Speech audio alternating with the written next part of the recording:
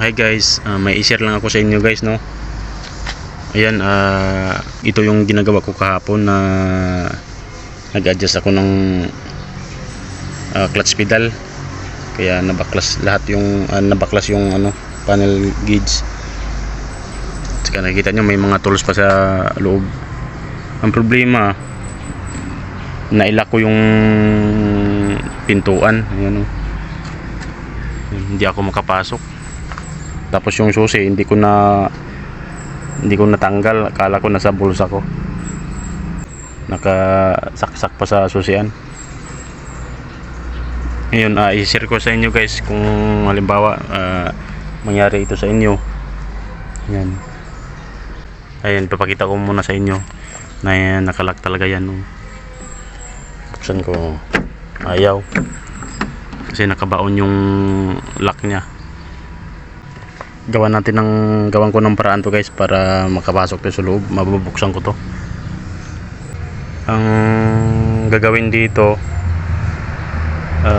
nangyari na kasi dati sa akin to, naiwan ko rin yung susi sa loob. Yung ginagawa dito, ito tanggalin ito guys. Yan, tanggalin muna natin to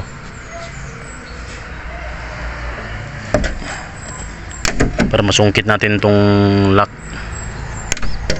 Yan, tanggal na. Ngayon gawa kayo ng ito, welding rod po ito guys.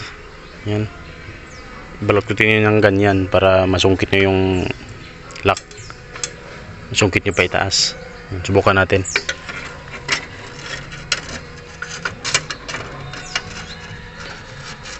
Ganito lang ang paraan na pag maiwan yung susi nyo. Yan, ganyan lang gawin nyo guys. Ayan, kita nyo na gumagalaw. Yan, sungkitin nyo lang pataas, sungkitin nyo hanggang matamaan nyo yung pinaka lock nya.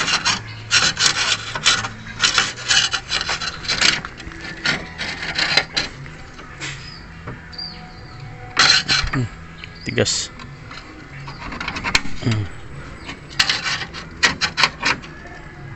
Yan na, yun. Umangat na guys. Natsambahan natin. Yan, ayos na. Buksan natin.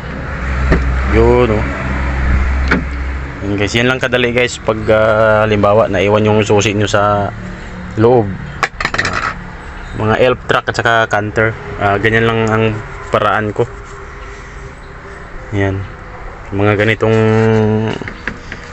madali lang isungkitin to guys. Sana may nakuha kayong idea kahit papano. Napaka basic lang po ito.